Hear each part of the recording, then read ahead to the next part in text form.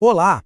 Hoje a gente vai analisar uma fonte complexa que detalha uma perspectiva cristã sobre a homossexualidade. Nosso objetivo aqui é transformar os argumentos dessa fonte em uma apresentação clara e direta. E para começar a entender essa perspectiva, o artigo que a gente está usando como base lá da Reasonable Faith propõe uma pergunta que vem antes de tudo, uma questão bem fundamental mesmo. Será que o certo e o errado existem de verdade, ou será que no fundo tudo é só uma questão de opinião? Então, antes de entrar de cabeça no tema principal, a fonte primeiro constrói uma base, um alicerce. A ideia é a seguinte: para qualquer discussão sobre moralidade fazer sentido, precisa ter um ponto de partida sólido. E é esse ponto de partida que a gente vai ver agora. E esse ponto de partida é o que se chama de moralidade objetiva. O que isso quer dizer? Basicamente, que para essa visão cristã, o que é certo ou errado não é algo que a gente inventa, nem que a cultura decide. Seria, na verdade, um reflexo do caráter de Deus, um padrão que vale para todo mundo e que não muda com o tempo. Ok, mas aí a fonte vira o jogo, sabe? E faz uma provocação. E se a gente tirar Deus dessa equação? O que acontece com essa ideia de certo e errado? Onde a gente se apoia? Para reforçar esse argumento, o artigo traz uma citação bem interessante e talvez até inesperada. É de um filósofo que não era cristão, o Richard Taylor. A tese dele era que sem a ideia de um legislador divino, de alguém que estabelece as regras, a própria noção de obrigação moral acaba perdendo sentido. As palavras continuam lá, mas o peso delas some. Então, resumindo essa primeira parte, a lógica apresentada é a seguinte. Para a moralidade ser algo real e não só opinião pessoal, ela precisaria estar ancorada em alguma coisa maior, algo que está acima de nós. E na visão da fonte, esse algo é Deus. Beleza. Com essa base filosófica montada, a análise agora vai direto para a fonte de autoridade moral que ela utiliza, a Bíblia. Vamos ver, então, como o argumento é construído a partir dos textos bíblicos. O argumento bíblico que a fonte apresenta segue uma linha de raciocínio bem direta, em 4 passos. É quase um silogismo, né? Vamos dar uma olhada?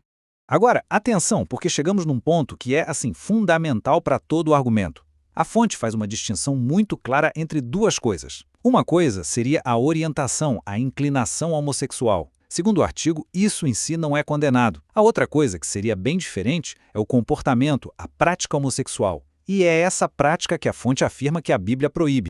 E para sustentar essa afirmação, claro, a fonte vai buscar passagens específicas. São textos-chave tanto do Antigo quanto do Novo Testamento. O argumento é que existe uma linha consistente, do começo ao fim da Escritura, que proíbe os atos homossexuais. Aí surge uma questão, né? Mas e se tudo isso fosse só uma regra cultural daquela época? A fonte antecipa essa pergunta e responde. O contra-argumento é que essas proibições não seriam relativas à cultura, mas estariam ligadas diretamente ao padrão divino para o casamento. Um padrão que, segundo o texto, foi estabelecido lá na criação e que o próprio Jesus teria reforçado, como é citado em Marcos 10. Bem, o artigo sabe que nem todo mundo vai aceitar um argumento baseado na Bíblia. Então, a partir daqui, ele muda de tática. A terceira parte deixa a teologia um pouco de lado e foca no apelo à saúde pública. A ideia é construir um raciocínio usando dados que não são religiosos. E qual é o ponto de partida desse novo argumento?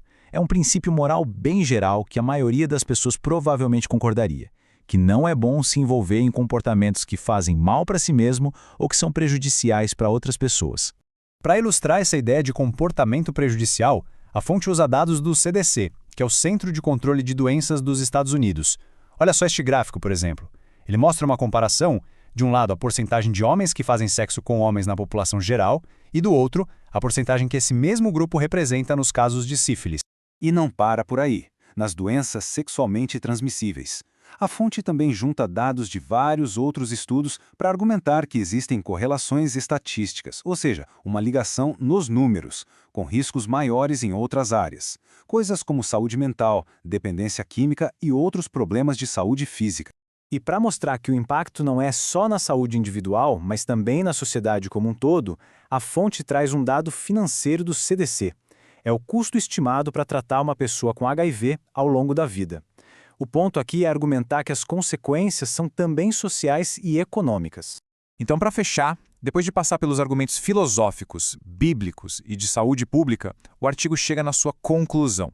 É uma parte bem prática, dividida em 2 eixos: convicção e compaixão.